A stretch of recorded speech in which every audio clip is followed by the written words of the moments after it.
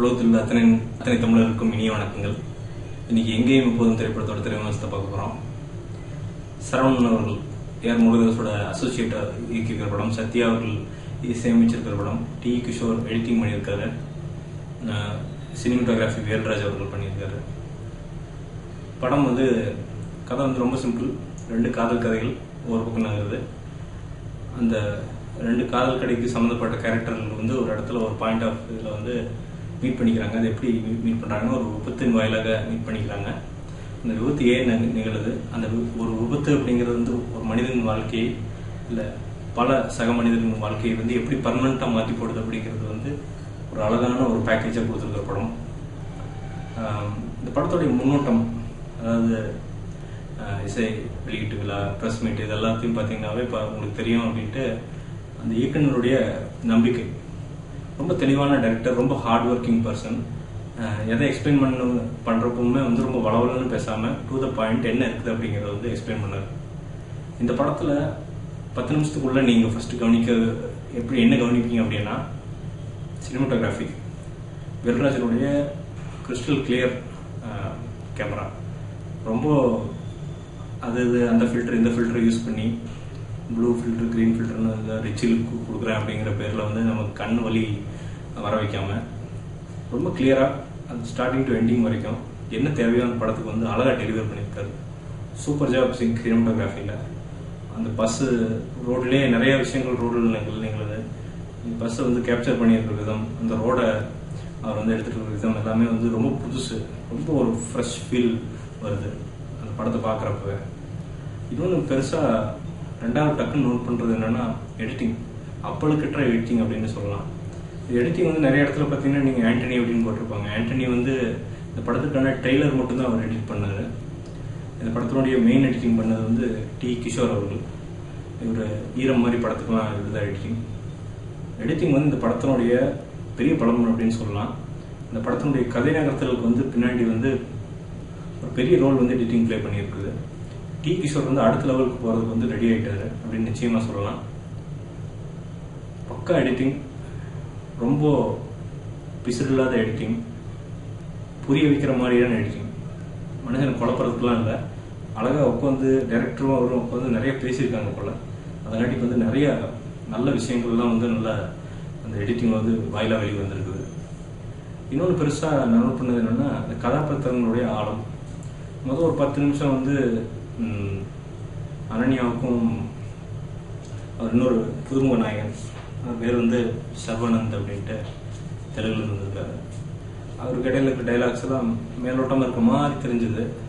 உள்ள போக போக அந்த டைலாக்னுடைய ஆழம், அந்த கேரக்டரைசேஷன், 2 பேருக்கு ஒர்க் அவுட் ஆயிருக்கிற கெமிஸ்ட்ரி, 2 பேருக்குமே, அனன்யா, சர்வானந்த், அஞ்சலி பிளஸ் ஜெய். ஜெய் கதிரேசனாவே வாழ்ந்திருக்காரு, அஞ்சலி மணிமேகலையாவே வாழ்ந்திருக்காங்கன்னு சொல்லலாம். அதுக்குன்னு பயங்கர டாக்குமெண்ட்ரி மாதிரி இருக்குமான்னு இல்லை, பக்கா கமர்ஷியல். ஒரு பெரிய என்னன்னா, நல்ல டேரக்டர்கிட்ட நான் எல்லாமே பார்க்குற விஷயம் என்னன்னா, பெண்களுக்கு முக்கியத்துவம் தருது. இந்த 2 பொன் கேரக்டருமே ஒன்று ஒரு கிராமத்திலிருந்து ஒரு டவுனுக்கு போகிற பொண்ணுடைய அந்த மனநிலை, இன்னொன்று ஒரு தைரியமான பெண்ணுடைய அந்த பொண்ணு காதலை எப்படி பார்க்குறா அப்படிங்கிற அந்த விஷயம். இது 2மே தமிழ் சினிமாவுக்கு புதுசு.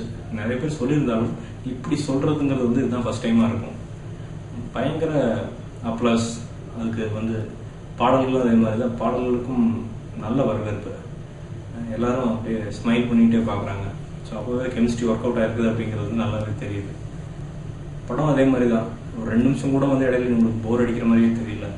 ஏன்னா ஜெய் சரி, அந்த காமெடி கோஷன்ட் ஜெய்யும் அஞ்சலியும் பின்னி எடுத்துருக்குறாங்க.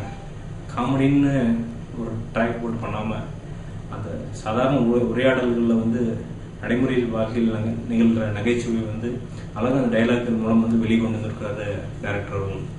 ரொம்ப சிறப்பாக பண்ணியிருக்காங்க. 2 பேருக்கான கெமிஸ்ட்ரி. அதே மாதிரி சர்வானந்த் அனன்யாவிட்டு கோவப்படுறது, அனன்யாவுடைய அந்த சிறுபிள்ளைத்தனம், இதெல்லாம் ரொம்ப நல்லா சக்க புளி புளிஞ்சிருக்கிறார் சரவணன் அவர்கள். ஆனால் அது நடிகர்களுடைய பெனிஃபிட்டுக்கு தான் ஒர்க் அவுட் ஆகிருக்குது. ஜெயின் இந்த படத்துக்கு அப்புறம் ஒரு லெவல் மேலே போவார். ஏன்னா அவருடைய அந்த முதிர்ச்சி, நடிப்பினுடைய முதிர்ச்சி நல்லா தெரியுது. படத்திற்கு இன்னும் பலம் சேர்க்கறது யாருன்னா இசையமைப்பாளர் சத்யா அவர்கள். பாடல்கள் எல்லாமே வந்து கதையை விட்டு நகராமல், ரொம்ப சுச்சுவேஷனுக்கு சம்மந்தமே இல்லாத ஒரு இசை வராமல், பேக்ரவுண்டும் வந்து காதை புழக்காமல் ரொம்ப தெளிவாக கதைக்கு என்ன தேவையோ அந்த மியூசிக் டைரக்டராக மாறியிருக்காரு சத்யா அவர்கள். மிகச்சிறந்த பாடல்கள். மாசமா 5 மாசமா அப்படிங்கிற அந்த பாட்டு வந்து பெரிய லெவலில் பேசப்படும், அது வந்து சந்தேகமே கிடையாது. அதே மாதிரி மற்ற பாடல்கள் எல்லாமே சரி, உயிர் இருந்தது அப்படின்றது கடைசியில் இருக்கிற கிளைமாக்ஸ் பாட்டாக இருந்தாலும் சரி, எல்லாத்துக்குமே வந்து ஒரு சோகம் கவி கொள்கிறது அந்த ஒரு 15 நிமிஷத்தில் அந்த ஆக்சிடென்ட் அப்படின்னு வரும்போது.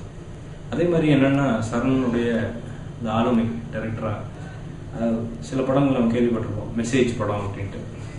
ஏதோ மெசேஜ் சொல்கிறவர அப்படின்னு சொல்லிட்டு என்ன பண்ணுவாங்கன்னா ஒரு 200-300 தாட்டு பார்த்தீங்கன்னா அந்த படத்துக்குள்ள மெசேஜ் இருக்கும்.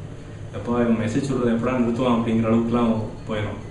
ஆனால் அப்படி பண்ணாமல் இந்த படத்தில் வந்து மெசேஜுங்கிறது எப்படின்னா, இந்த சென்டென்ஸ் அப்படிங்கிறது ஒரு சென்டென்ஸ் இருக்குன்னா இந்த சென்டென்ஸினுடைய சொற்கள் அப்படிங்கிறது வந்து அந்த கதை கதாபாத்திரம் கதை நேரத்துலலாம் இந்த ஃபுல் ஸ்டாப் அப்படிங்கிறது தான் வந்து அந்த மெசேஜ். ஸோ எது இல்லைனாலும் அந்த படம் வந்து கீழே விழுந்துடும். அழகாக தெளிவாக பிளான் பண்ணி பண்ணியிருக்காரு சரவணன் அவர்கள். ஸோ அந்த மெசேஜ் சொல்கிற விதமே வந்து அவருடைய அந்த முதிர்ச்சி, அறிவு முதிர்ச்சி வந்து காட்டுது.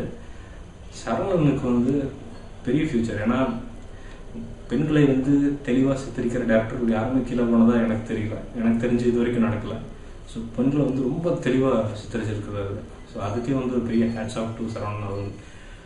சரவணன் புதிய வர தெலுங்குலேருந்து நல்லா ட்ரை பண்ணி நடிச்சிருக்காரு. லிப்சிங்க் இன்னும் கொஞ்சம் பண்ணியிருக்கலாம், ஆனாலும் அவருடைய முயற்சி வந்து நிச்சயமாக நல்லா ஸ்க்ரீனில் தெரியும். 99% வந்து சாட்டிஸ்ஃபை தான் பண்ணுறாரு. இன்னும் நிறைய சொல்லிகிட்டே போகலாங்க. அதாவது மியூசிக் டைரக்டருடைய இதெல்லாம் பார்த்தீங்கன்னா ஒரு சின்ன மாத்திரை வந்து அஞ்சலி அவர்கள் வந்து ஜெய் வாய்க்குள்ள போடுவாங்க, அது சின்ன கிளிக் அப்படின்னு சவுண்ட் வரும், அதை கூட மிஸ் பண்ணாமல் பண்ணியிருக்காரு மியூசிக் டைரக்டர் அவர்கள். அதே மாதிரி டைரக்டருடைய அந்த அறிவு முதிர்ச்சிக்கு ஒரே ஒரு சீன் எக்ஸாம்பிள் காட்டலாம். ஒரு பஸ் பயணம், 4 கதாபாத்திரங்களுமே பயணிக்கும். ஸோ அப்போ அந்த பயணிக்கிற போது வந்து அதுக்கு இடையில வந்து இன்னொரு 2 சின்ன கதாபாத்திரங்கள் அவங்க வந்து பார்த்தீங்கன்னா அதுக்குள்ளே ஒரு காதல் மலரும். ஸோ அது மலர்றப்போ பார்த்தீங்கன்னா அவங்க 2 பேசிகிட்டு இருக்கிறப்போ இடையில ஒரு சின்ன கதாபாத்திரம், ஒரு சின்ன வயசானவங்க, அவங்க கண்ணு மட்டும்தான் அந்த ஸ்க்ரீனில் தெரியும், அந்த கண்ணில் இருக்கிற ரியாக்ஷன். ஸோ அந்த எக்ஸ்ட்ராஸ் எல்லாம் நடிக்க வைக்கிறது அப்படிங்கிறது வந்து டைரக்டருடைய உழைப்போ அன்றி வேறு எதுவுமே இருக்க முடியாது. ஆரம்பத்தில் வந்து இந்த படம் வந்து ரொம்ப ரிஃப்ரெஷிங், நம்ம எதிர்பார்த்ததுக்கு மேலே டெலிவரி பண்ணுது. படம் வந்து அப்பா ஓகே நல்ல விஷயத்துக்கு வந்து செலவு பண்ணியிருக்கிறோம் அப்படின்னு வந்து சொல்ல தோணுது. படம் நிச்சயம் ஹிட்டுங்க, அது நான் சொல்ல வேண்டியதில்லை, உங்களுக்கே தெரிஞ்சிடும். நேரம் உங்களுக்கு செய்திகள் வர ஆரம்பிச்சிருக்கோம். படத்தை தவறாமல் போய் தியேட்டரில் பாருங்கள். இந்த படத்தை தயாரிக்க இந்த படத்துக்கு முதுகெலும்பாக இருந்தார் ஏன் முருகதாஸுக்கு வந்து ரொம்ப நன்றின்னு சொல்லிக்கலாம். ஏன்னா அவர் இல்லைன்னா இவருக்கு வந்து கொஞ்சம் லேட் ஆகிருக்கலாம். நிச்சயமாக வந்து வெளியே வந்திருப்பார் சரவணன் அவர்கள், ஆனாலும் கொஞ்சம் டிலே ஆகிருக்கலாம். ஸோ அந்த டிலே கூட பண்ணாமல் மேலே தூக்கி விட்டதுக்கு வந்து ரொம்ப நன்றி.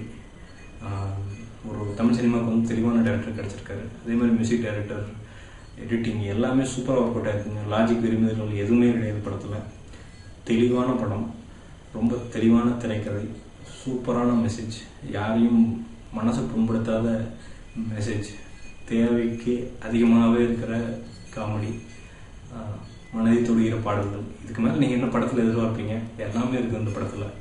ஸோ ஒரு ஃபேமிலியோடு போய் மூஞ்சி சுருங்காமல், மூஞ்சி சுரிக்காமல் நீங்கள் பார்த்துட்டு வர வேண்டிய ஒரு திரைப்படம்னு அடித்து சொல்லுவேன். இந்த படத்துக்கு என்னுடைய ரேட்டிங் என்ன இருக்கும் அப்படின்னா 3.75. ஏன் அப்படின்னு கேட்பீங்க.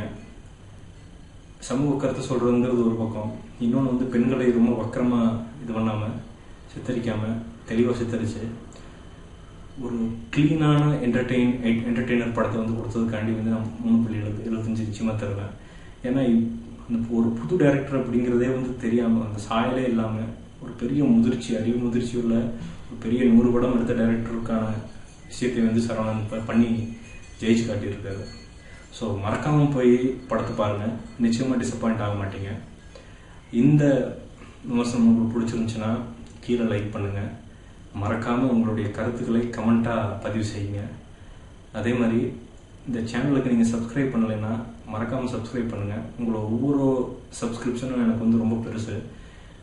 பண்ணிங்கன்னா நாளைக்கு வர நியூஸ் எதாக இருந்தாலும் வந்து நான் டக்கு டக்குன்னு உங்களுக்கு வந்து சொல்லிடுவேன். அதுக்கு வந்து ரொம்ப உதவியாக இருக்கும். உங்கள் ஆதரவுக்கு மிக்க நன்றி. என்ன சொல்கிறதுன்னு எனக்கு தெரியல. நீங்கள் இல்லாட்டினா ஒன்றுமே கிடையாது. அது எப்பவும் சொல்லுவேன். மீண்டும் ஒரு விமர்சனத்துடன் இந்த வந்தான் வென்றான் கூட இன்னைக்கு நைட் இல்லாட்டி நாளைக்கு பார்த்துருவோம்னு நினைக்கிறேன். பார்த்தோன்னே விமர்சனத்தோடு வர்றேன். நன்றி, வணக்கம்.